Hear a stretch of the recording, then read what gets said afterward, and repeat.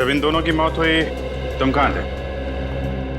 साहब आगे नाके पे पान की दुकान है, मैं वही पान खाने गया था साहब। ड्यूटी छोड़कर पान की दुकान के चक्कर लगाते हो? सब मेरी गलती है साहब। मैं जब वापस लौटा तो देखा वो तीनों खूनी भाग रहे थे साहब। तुमने खूनियों को भागते हुए देखा? हाँ साहब, लक्षिता मैडम और इंद्राणी मैडम के दुश्मन थे साहब। उनके हाथ में बंदूक भी थी साहब। कौन है दुश्मन उनका? सर वो विशाल, शौनक और राहुल।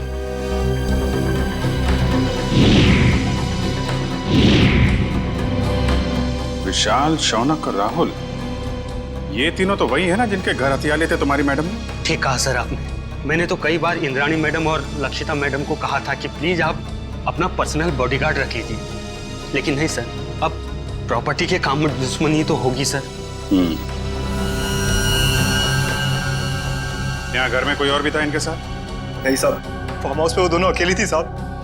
लेकिन फार्म हाउस पे काम करने वाली शक्कू भाई वो भी नहीं आई थी साहब। सर,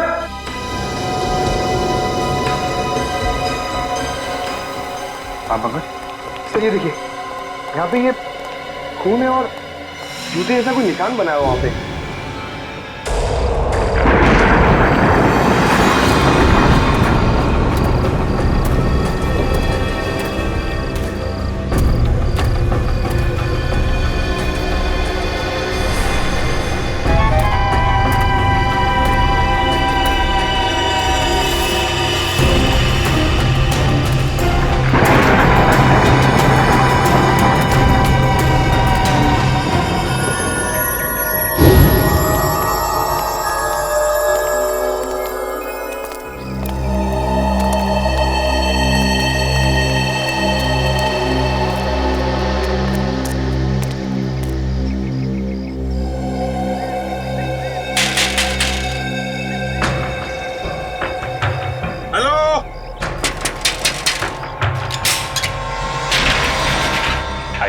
क्या है?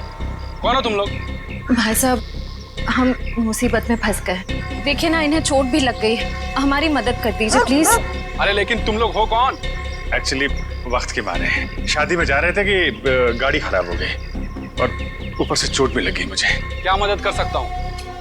एक फोन करना था, मेरे मोबाइल की बैटरी चली गई, सुबह जल्दी में चार्ज नहीं कर पाया ना, इसलिए एक फोन प्लीज प्लीज। भाई साहब प्लीज हमारी मदद कर दीजिए, एक फोन करने दीजिए प्लीज। ठीक है, अंदर आ जाओ। Thank you. घर में फर्स्ट एड बॉक्स है क्या? थोड़ा पट्टी बांध देते तो। हाँ, बैठिए, सब मिलेगा, बैठिए। Okay, thank you. यस। ओह, ये आपके पास पेन किलर है क्या? बहुत पेन हो रहा है। हाँ, वो भी मिलेगा। लीजिए, पहले आप पानी पीजिए। हाँ, या। मैं अपना मोबाइल और फर्स्ट एड बॉक्स लेकर आता हूँ, ठीक है? या।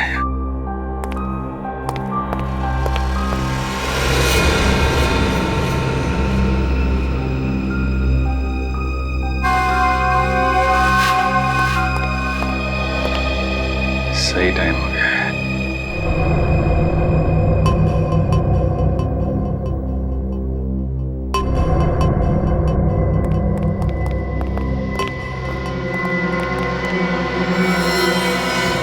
अरे ये बंदूक क्यों? तुम लोग भी बड़े बेवकूफ हो, मदद मांगने है वो भी हमारे पास। कौन हो तुम लोग? लुटेरे, या तो फिर यूं कह लो कि खूनी। 2 खून तो हम कर चुके हैं और अब 2 और करेंगे, वो भी तुम्हारा। नहीं सर, प्लीज हमें मत मारिए प्लीज। ये चुपचाप गहने निकाल, सारे गहने निकाल। तुम बहुत गलत कर रहे हो। कौन हो तुम लोग? CID।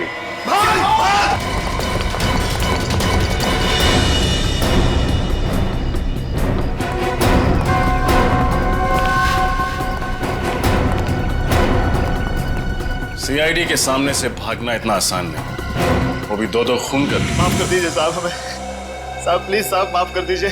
माफी के लायक तुमने काम ही नहीं किया है जो तुम्हें माफ कर दिया जाए। तुम तीनों के खिलाफ बहुत सारे सबूत है हमारे पास। लक्षिता और इंद्राणी का खून किया तुम लोगों ने। चलो टाइम पूरा हो गया तुम्हारा, निकलो।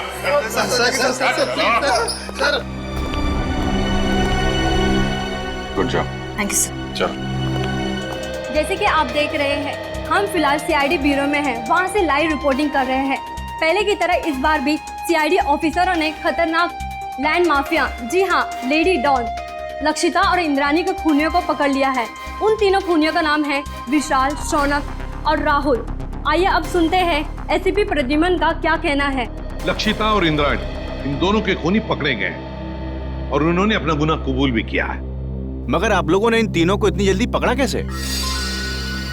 कभी कभी सबूत और फोरेंसिक की जांच जब सही दिशा में हो तो खूनी को पकड़ने में ज्यादा देर नहीं लगती। सर, ये तो बहुत हाई प्रोफाइल केस है। इसमें दो माफिया डॉन्स का मर्डर हुआ है। क्या आपको किसी प्रकार का प्रेशर फेस करना पड़ा?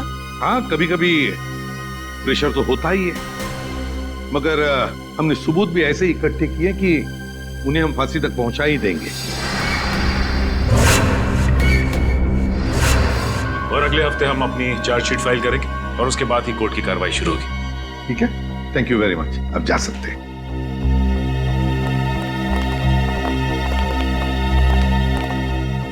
क्या हुआ दया?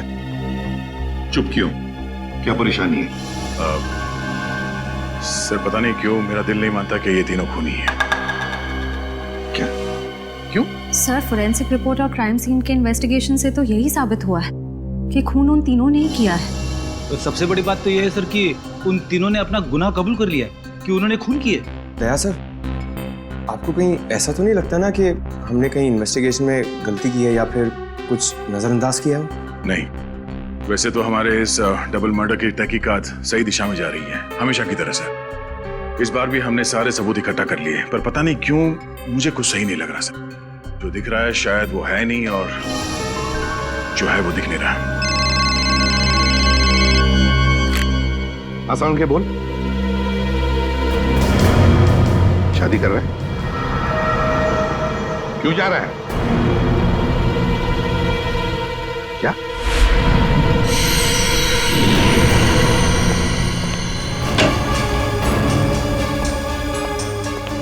वो क्या रहा है? हाँ?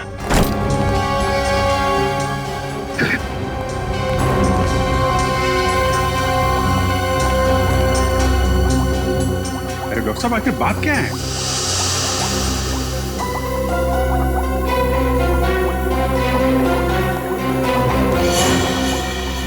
सालों के साथ छुट्टी पर जा रहे हैं और वापस कब लौटेंगे कुछ नहीं पता। क्या? छुट्टी पर जा रहे हैं? तू छुट्टी ले कैसे सकता है? हाँ? अरे यार, इस पे इतना हाइपर होने की क्या जरूरत है? हाँ? मैं छुट्टी पे जा रहा हूँ क्योंकि मेरी तबीयत ठीक नहीं है और मैं अपने घर जा रहा हूँ छुट्टियां लेकर के। किसी दूसरी दुनिया में नहीं जा रहा हूँ, क्योंकि मुझे इस लैब में ये इन लाशों से, इस केमिकल सेक्शन से मेरी तबीयत खराब होती है। मैं थोड़े दिन आराम करना चाहता हूँ, बस इतनी सी बात है। बस इतनी सी बात है। ये कौन है? तुम कौन? सर, मैं इनकी पर्सनल नर्स हूँ। मेरा नाम मोनिका है। एक्चुअली इनकी ईसीजी रिपोर्ट्स बहुत खराब आई हैं, इसीलिए डॉक्टर ने इन्हें कंप्लीट रेस्ट करने के लिए बोला है। पागल हो गया तू? बता क्यों नहीं पहले तूने? क्या बता था? मुझे अब खुद पता चला है, तो मैं तुम्हें पहले क्या बताता? लेकिन सालों के साहब, तब तक फॉरेंसिक डिपार्टमेंट की जिम्मेदारी कौन संभालेगा?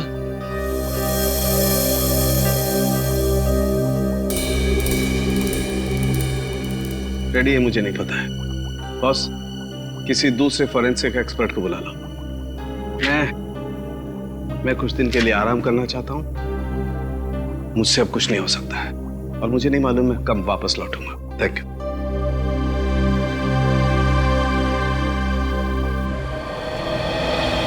अच्छा हुआ आप लोग आ गए। बात क्या है तारिका?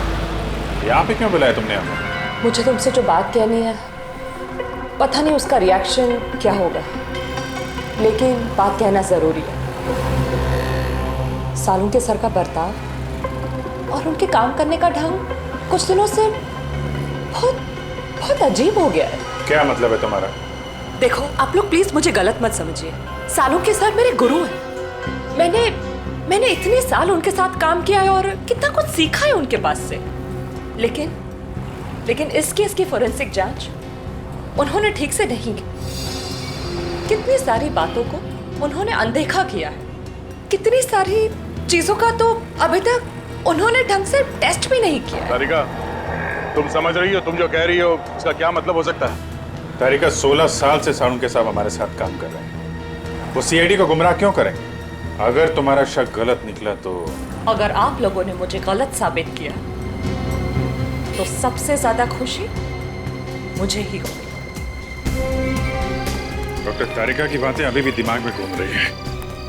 आज तक कभी सारुण के साथ के लिए उसने कुछ नहीं कहा, लेकिन आज ये समझ में नहीं आ रहा है अब हमें क्या करना चाहिए। कभी लगता है कि डॉक्टर सालोंकी कभी ऐसा कर ही नहीं सकते, कभी लगता है कि मेरा शक सही था। कहीं ना कहीं इस केस में हमसे कुछ गलती हो रही है। ना एक्सपीरियंस आदमी है सारुण साहब, लेकिन फिर क्या करें? एसीपी साहब को बोलना है? नहीं अभिजीत, भले एसीपी साहब डॉक्टर सालुंके से झगड़ते हो, पर वो कभी नहीं मानेंगे कि ये फॉरेंसिक रिपोर्ट डॉक्टर साहब ने ठीक नहीं बनवाई। ये बात तो है।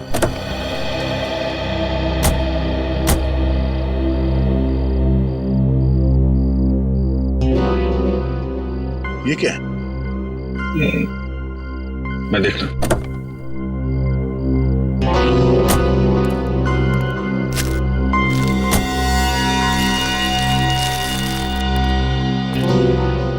चॉकलेट पेपर जैसा लगता है।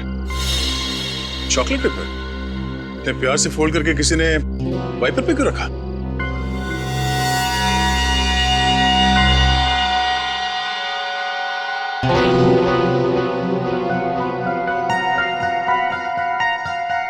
कुछ लिखा हुआ है इसमें। कहीं कोई मैसेज तो नहीं हो सकता है, पर क्या है पढ़ने में आ नहीं रहा। चल के देख।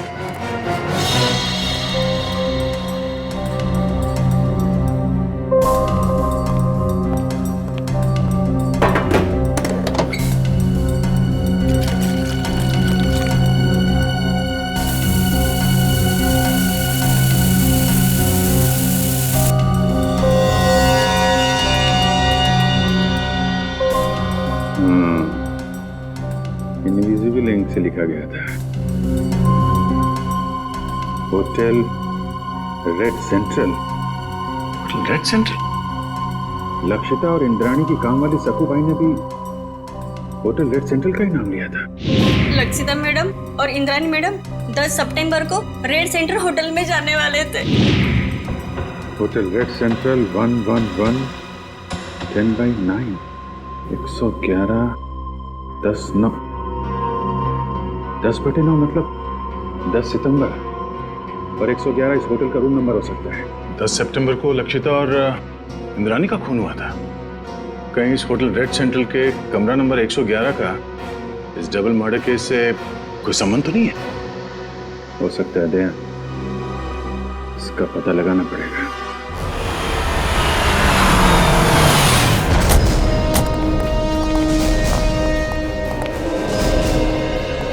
होटल मैनेजर कौन है? सर वो रहे। Yes sir. 10 सितंबर को कमरा नंबर 111 में कौन ठहरा हुआ था? कोई नहीं, वहां कोई गेस्ट नहीं रुका। देख, झूठ मत बोल, समझा? सर मैं झूठ नहीं बोल रहा हूँ, वो तो हमारा स्टाफ रूम है। स्टाफ? जी, वो हमारे असिस्टेंट मैनेजर अंगद को दिया गया है। अंगद? Assistant manager? जरा इस अंगद को बुला। सर वो तो भी यहाँ नहीं। उनकी डिटेल्स तो होंगी आपके पास? Yes sir. Right.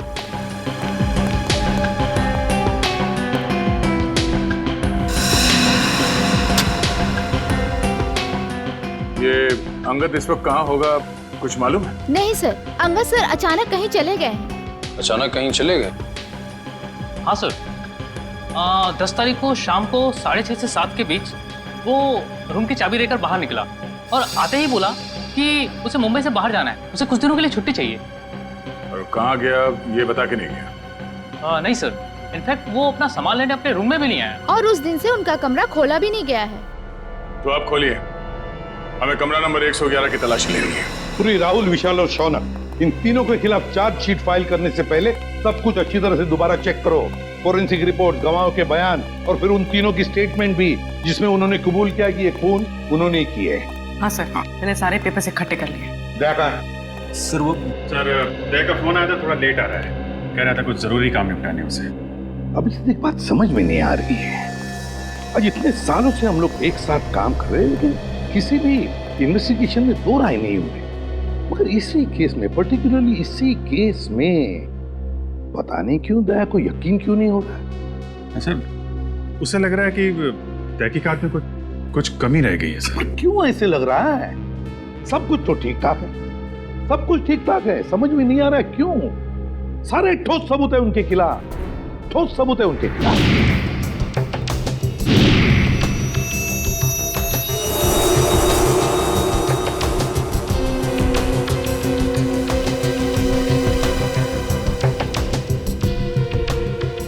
Sir, Lakshita को माथे पे गोली मारी गई है और इंद्राणी को गले पे। दोनों ही गोलियां आर पार हो गई हैं। हाँ सर, और दोनों के शरीर पे कोई चोट या खरोच के निशान नहीं है। मतलब मौत से पहले हाथापाई नहीं हुई?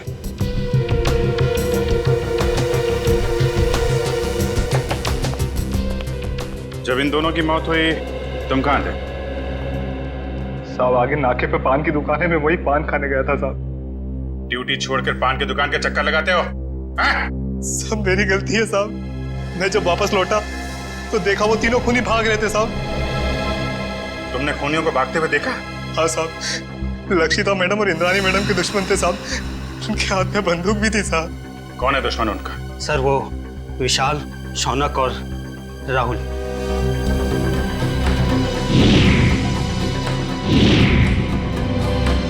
विशाल, शौनक और राहुल, ये तीनों तो वही है ना जिनके घर हथियार लेते तुम्हारी मैडम ने? ठीक कहा सर आपने। मैंने तो कई बार इंद्राणी मैडम और लक्षिता मैडम को कहा था कि प्लीज आप अपना पर्सनल बॉडीगार्ड रख लीजिए, लेकिन नहीं सर, अब प्रॉपर्टी के काम में दुश्मनी तो होगी सर। यहाँ घर में कोई और भी था इनके साथ? नहीं साहब, फार्म हाउस पे वो दोनों अकेली थी साहब। दिन फार्म हाउस पे काम करने वाली शक्कू भाई, वो भी नहीं आई थी साहब। सर,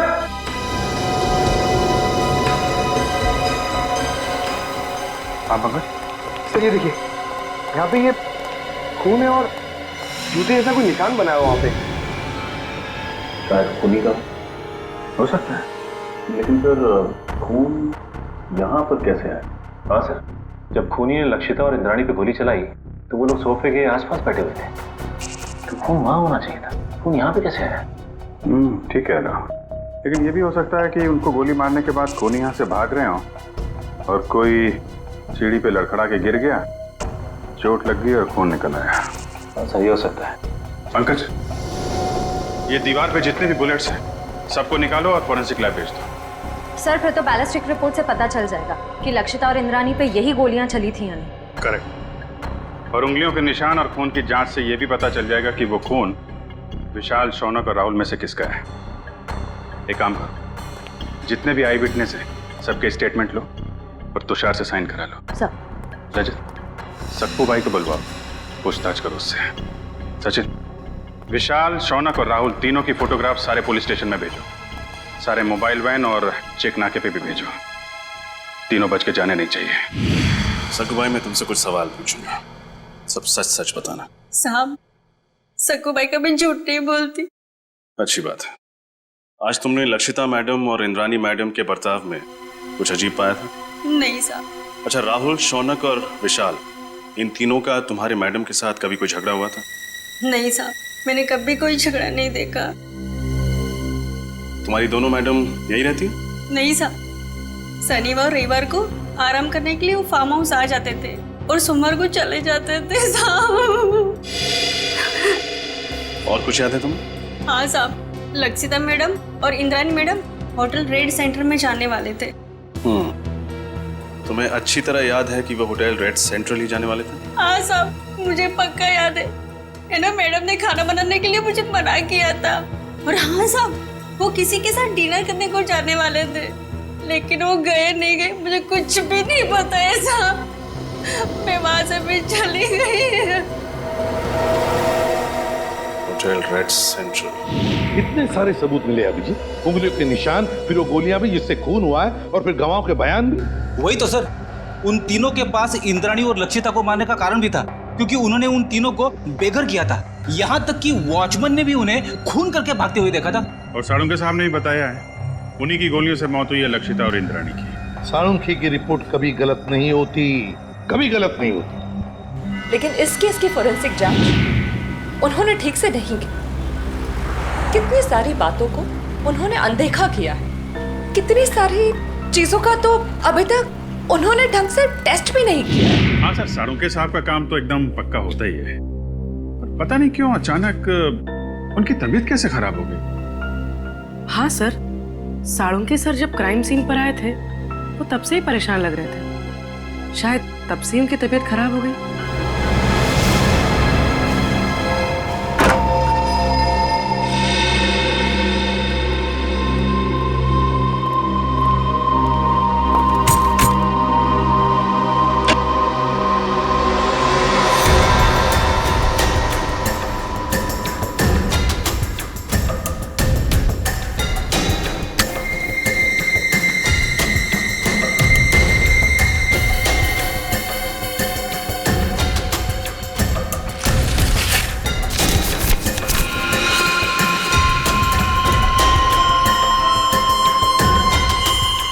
ये तो ब्लड सैंपल कलेक्ट करने की बॉटल है।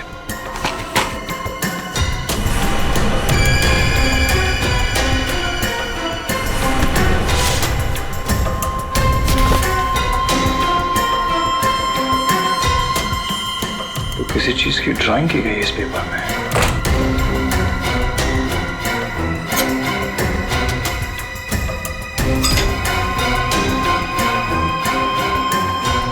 उंगलियों के निशान।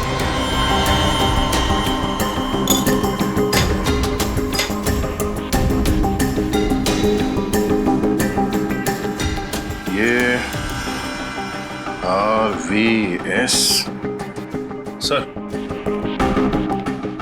ये देखिए, लगता है कोई अलग अलग आदमियों के उंगलियों के निशान बना रहा था।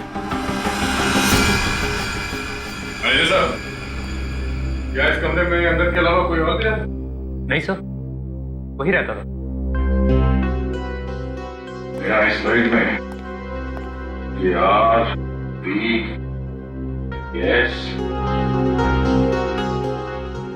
RVS क्या हो सकता है सर? कहीं ये R से राहुल, S से शौनक और V से विशाल तो नहीं? सर लेकिन अंगद ने इन तीनों के फिंगरप्रिंट्स उठाए कहां से? पानी के ग्लास पर से या फिर टेबल के ऊपर से?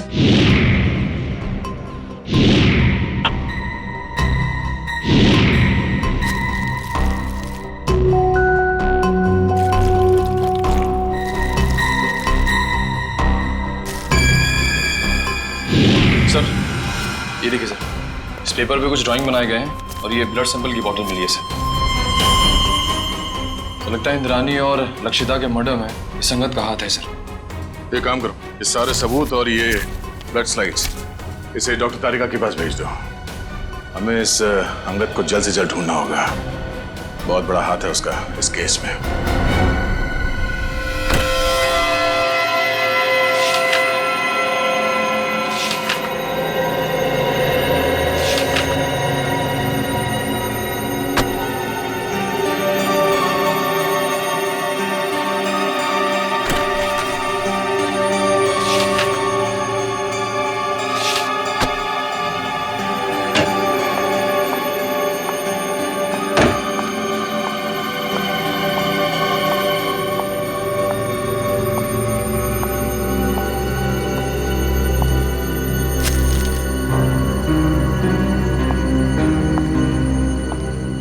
सब आप सचमुच जा रहे हैं?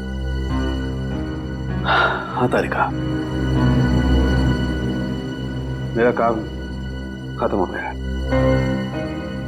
और अब ये forensic lab, chemical section, evidence room, इन सब की चाबी तुम संभालो। मैंने अपनी जरूरत के कुछ कागजात अपने साथ ले लिए। लेकिन सर आप ये पेपर्स और फाइल्स क्यों लेकर जा रहे हैं? आपकी तबीयत खराब है इसलिए आपने छुट्टी लिया ना, आराम करने के लिए? या फिर घर पे भी काम करने का इरादा है? नहीं नहीं, ऐसी बात नहीं तारिका। देखो, यहाँ का काम तो तुम संभाल लोगी, लेकिन भाई अगर कभी मुझे लैब की याद आई तो इन फाइल्स को देख करके अपना मन बहला लूंगा। सर आप ऐसे क्यों बात कर रहे हैं? आप वापस लौटने वाले हैं ना ठीक होकर? हाँ यस जरूर। एनीवे तुम मेरी चिंता छोड़ो, यहाँ मन लगा के काम करना। देखो अब तुम्हारी जिम्मेदारी ज्यादा बढ़ गई है। अब सर अब हमें चलना चाहिए, आपके खाने का भी वक्त हो रहा है और फिर आपको दवाई भी तो देनी है ना।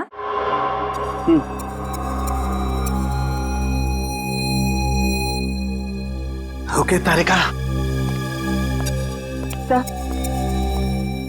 सर अपना ख्याल रखिएगा और जल्दी से ठीक होकर वापस आइए। And you take care of yourself.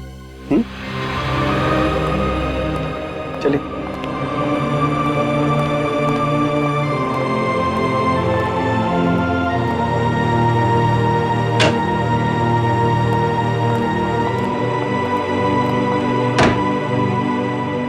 Angad के कमरे से मिले सबूतों की जांच शुरू करनी पड़ेगी।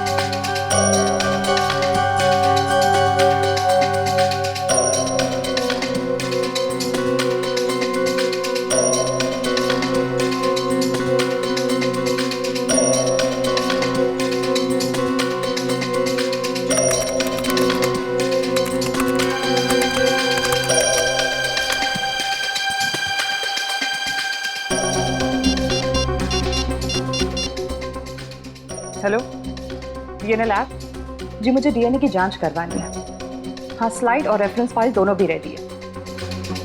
डॉक्टर सालुंखे एक्चुअली सालुंखे साथ छुट्टी पे है और उनके जगह जो नए हेड ऑफ द डिपार्टमेंट आने वाले हैं उन्हें ज्वाइन करने में थोड़ा टाइम है, लेकिन मैं इस केस में बिल्कुल डिले नहीं कर सकती, इसलिए प्लीज़ आप रिपोर्ट जल्द से जल्द रेडी कर दीजिए। Okay thank you very much.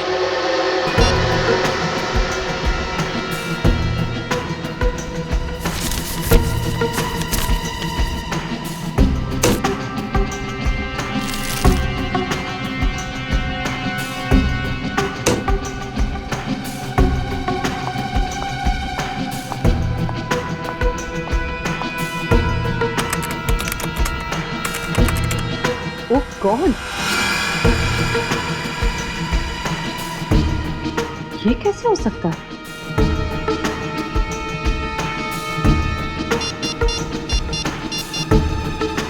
Hello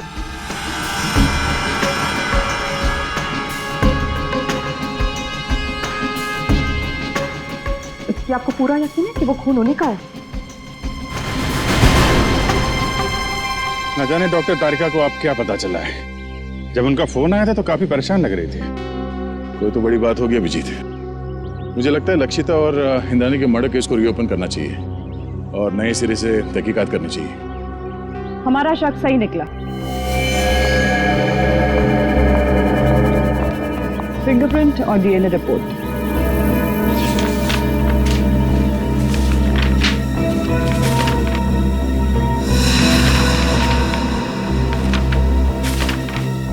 ये क्या? अंगद के कमरे से जो खून, बाल और फिंगरप्रिंट्स मिले थे वो शौनक, विशाल और राहुल से मैच हो गए। कमाल है, शौनक, विशाल और राहुल के खून और फिंगरप्रिंट्स हमें क्राइम सीन पे भी मिले थे। लक्षिता के पनवेल वाले फार्म हाउस पे, जहां पे उनकी लाशें मिली थी हमें। यही बात तो मेरी भी समझ में नहीं आ रही। अगर विशाल, शौनक और राहुल ने उन दोनों औरतों को उनके पनवेल वाले फार्म हाउस में मारा है, तो फिर उनके बाल, खून और फिंगरप्रिंट्स होटल रेड सेंट्रल के किसी स्टाफ रूम में कैसे आ गए? सर, राहुल, विशाल और मैं, हम तीनों हमारे गैर कानूनी सौदे के लिए होटल रेड सेंट्रल जाया करते थे। लेकिन सर, मैं कसम खा के कहता हूँ, कि हम तीनों अंगद से कभी नहीं मिले। सर मुझे तो ये भी नहीं पता कि मेरे उंगलियों के निशान अंगद के कमरे में आए कैसे। अंगद को पहले कभी मिले नहीं थे। रेडी, अंगद का फोटो दिखाओ। अब फोटो को देखकर बताओ, क्या तुमने इस आदमी को पहले कभी देखा है? जानते हो इसे? ये अंगद है, असिस्टेंट मैनेजर था रेड सेंट्रल होटल का। नहीं सर, हो सकता है कि आते जाते देख लिया हो, लेकिन सर मेरी इससे कभी कोई बातचीत नहीं हुई सर। हो सकता है तुम्हारे साथी विशाल और राहुल अंगद को जानते हो? नहीं सर, मैं दावे के साथ कह सकता हूँ कि राहुल और विशाल भी अंगद के लिए अजनबी है। शौनक, इस छोटी सी बोतल में हमें तुम्हारा खून मिला था। मेरा खून? हाँ, ये भी अंगद के होटल के कमरे से मिला था हमें। तुम्हारा ये खून वहां अंगद के कमरे में कैसे आया? मुझे नहीं पता सर।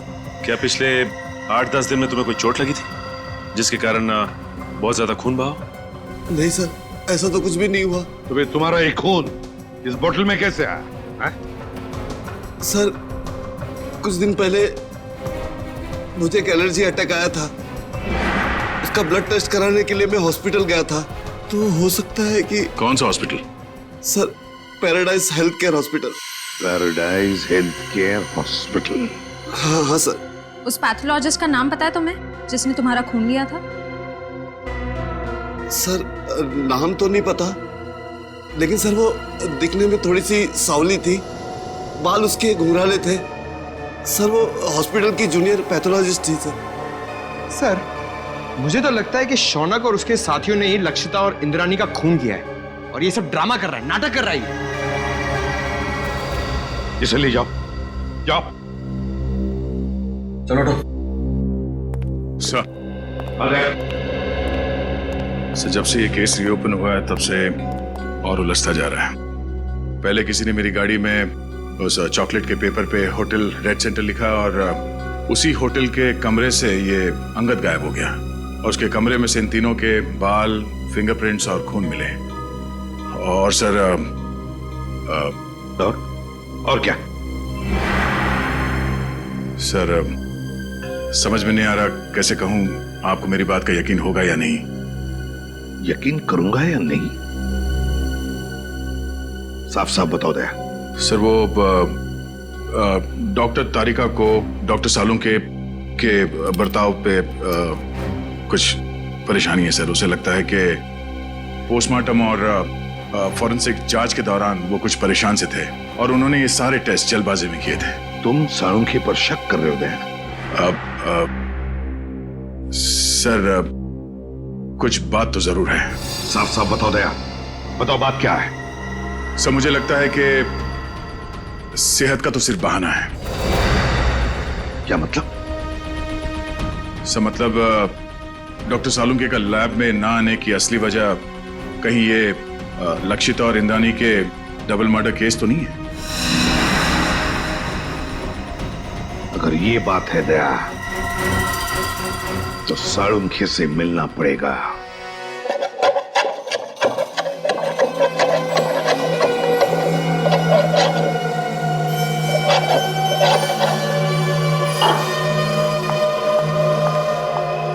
खाना काम कर रहा हूँ ना, देखने दे, रख दो, बाद में खाऊंगा। आप रुकिए, मैं देखती हूँ।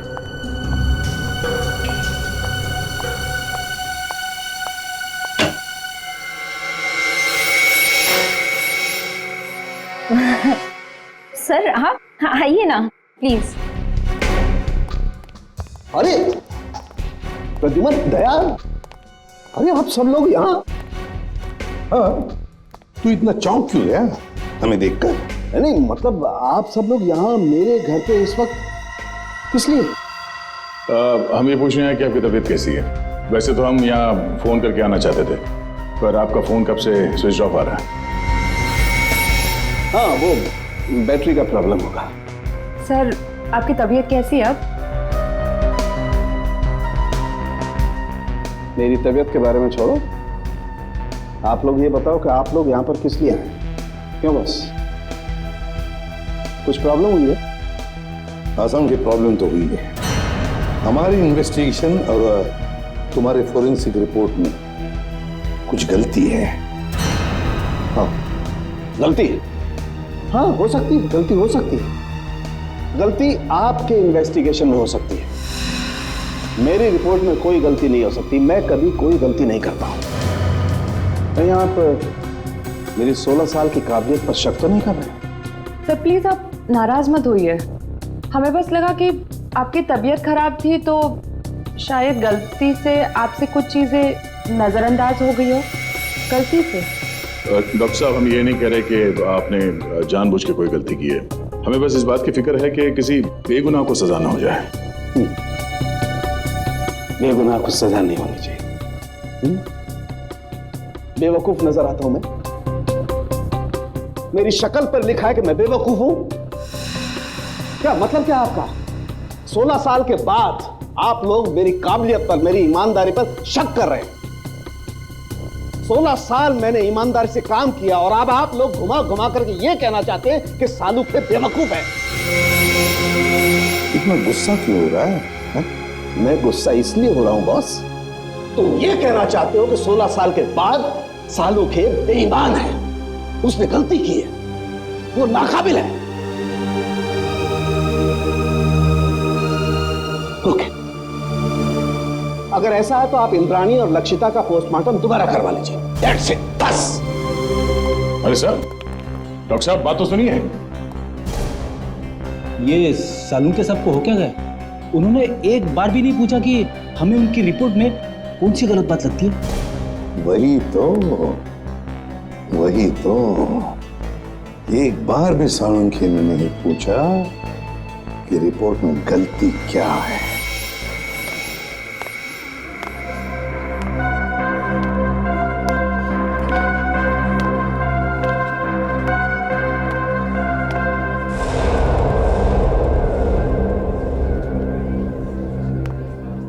भाई साहब, हाँ? ये स्लिप देखकर बताइए। हाँ, आप इस डोर से अंदर चले जाइए।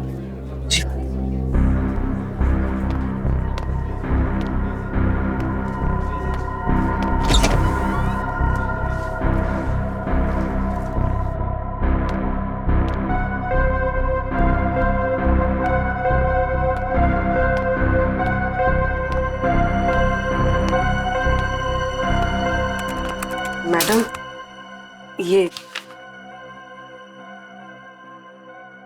आप उस कुर्सी पे बैठ जाइए। ठीक है।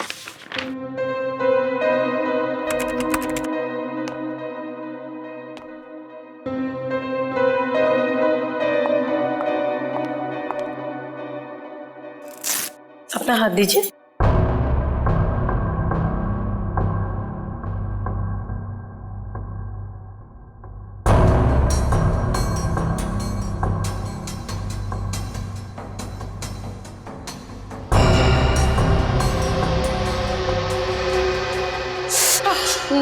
मुझे बहुत डर लग रहा है। घबराइए मत, आपको कुछ नहीं होगा। दीजिए।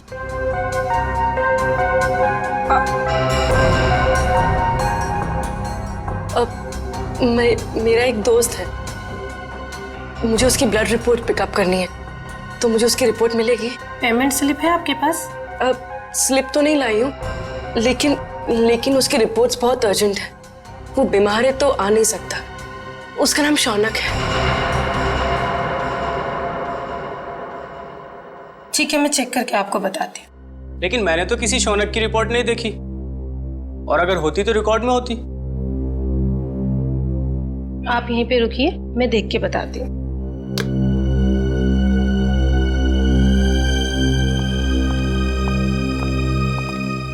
एक्सक्यूज मी, आप एक एक करके आइए। ये मेरे साथ है। आपके साथ है तो आप इन्हें कहिए कि बाहर इंतजार करें। सीआईडी किसी का इंतजार नहीं करती। सीआईडी? शौनक की रिपोर्ट कहाँ है? जल्दी बताओ। मुझे नहीं पता, मैं सच कह रही हूँ, मुझे कुछ भी नहीं पता। क्या किया तुमने शौनक के ब्लड सैंपल के साथ? मैं सच कह रही हूँ, मुझे कुछ नहीं पता इस बारे में। कुछ नहीं पता? कुछ नहीं पता? हाँ? मुझे कुछ नहीं पता सर, मुझे कुछ नहीं पता। मैं सच कह रही हूँ, मुझे कुछ नहीं पता। हमें पता है, ये रहा वो ब्लड सैंपल। जब तुमने शौनक का ब्लड टेस्ट किया ही नहीं तो उसकी रिपोर्ट कहां से बनती? अब बताओ, किसके कहने पे किया है तुमने ये सब? नाम बताओगी या एक और थप्पड़ खाना है? नहीं, अंगद नाम है उसका। अंगद? हाँ, वो मेरे कॉलेज का फ्रेंड है। उसी ने मुझे ये सब करने के लिए कहा था। ये अंगद है कहाँ? मुझे कुछ नहीं पता, मैं सच कह रही हूँ, मुझे कुछ नहीं पता। अंगद ने तुम्हें बताया था कि उसे शौनक का खून किस लिए चाहिए? नहीं, लेकिन मैंने उसे फोन पे बात करते हुए सुना था। वो किसी से कह रहा था कि गाड़ी मोड़ वाली बेकरी के पास ले आओ। मैंने दोस्त समझ के उसका काम कर दिया और बिल्कुल भी सीरियसली नहीं लिया। बाद में मुझे भी शक हुआ कि वो इस खून का कुछ गलत इस्तेमाल करने वाला है। मैं सच कह रही हूँ। अंगद ने शौनक के खून का इस्तेमाल तो किया, लेकिन क्यों? सारिका, राहुल, विशाल और शौनक, ये तीनों खूनी अंगद को जानते तक नहीं थे। फिर भी उनके उंगलियों के निशान उसके होटल के कमरे में मिले। इसका मतलब है फोरेंसिक इन्वेस्टिगेशन में कोई ना कोई गलती हुई है। बस दोबारा पोस्टमार्टम करना पड़ेगा। आप क्या कह रहे हैं एसीपी सर? डॉक्टर सालुंखे ने तो बस गुस्से में दोबारा पोस्टमार्टम के बारे में कहा था, क्योंकि उन्हें लगा कि हम सब उन पर शक कर रहे हैं। शक की वजह है हमारे पास तारिका, शक की वजह है। बस पोस्टमार्टम करना पड़ेगा। लेकिन सर, डॉक्टर सालुंखे के बिना मेरा दोबारा पोस्टमार्टम करना सही होगा? तुम अकेली नहीं हो तारिका। दिल्ली ब्रांच से एक बहुत बड़े फॉरेंसिक एक्सपर्ट आ रहे हैं। जब तक डॉक्टर सालुंखे काम पर वापस नहीं आ जाते, doctor Sameer he head of department की जिम्मेदारी संभालेंगे। मैं आ गया हूं सर। आइए आइए doctor Sameer, welcome. Thank you sir. Doctor Sameer, ये है डॉक्टर तारिका। इस केस में आपको इनके साथ ही काम करना है। Hello doctor. Hello doctor Sameer, आपके बारे में मैंने बहुत सुना है। आपको तो जीनियस कहा जाता है। नो डॉक्टर तारिका, रियल जीनियस डॉक्टर सालुंखे हैं, जिनके साथ तुम इतने सालों से काम करती आई हो। ये तो मेरी खुशनसीबी है कि उनकी जगह मैं यहाँ कुछ दिन काम करूंगा। Sir, I am little confused. मेरी समझ में नहीं आ रहा है कि ये दोबारा पोस्टमार्टम की जरूरत क्यों? डॉक्टर समीर, ये फैसला क्यों किया, यह आपको पोस्टमार्टम करने पर ही पता चलेगा। ठीक है सर, फिर मैं अपना काम आज से ही शुरू करता हूँ प्लीज। बिकॉज दोबारा पोस्टमार्टम करना ज्यादा मुश्किल है, ज्यादा वक्त लगता है उसमें। Thank you sir. Nice meeting you. Can we doctor? Sir, Angad के कमरे में से हमें जो फटे हुए कागज के टुकड़े मिले थे, उन टुकड़ों को मैंने जोड़ दिया है। ये देखिए।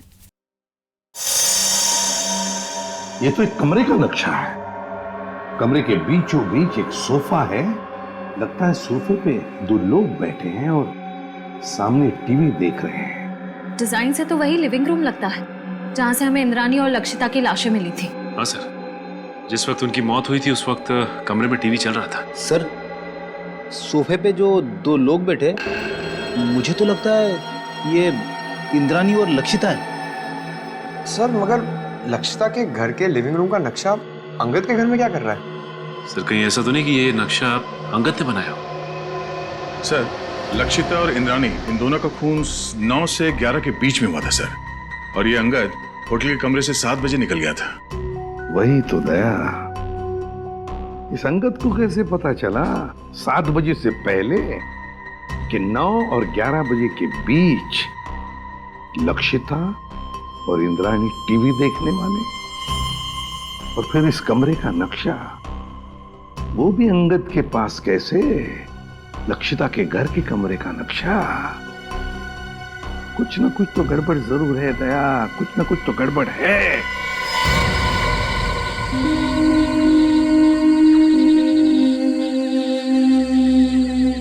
आप लोगों ने पुलिस बीट को फोन किया था? जी हाँ। क्या हुआ यहाँ पे? हम लोग यहाँ से जा रहे थे तो इस कार को इस हालत में देखा तो आपको फोन किया। आगे की सीट में एक आदमी है, शायद मर गया है।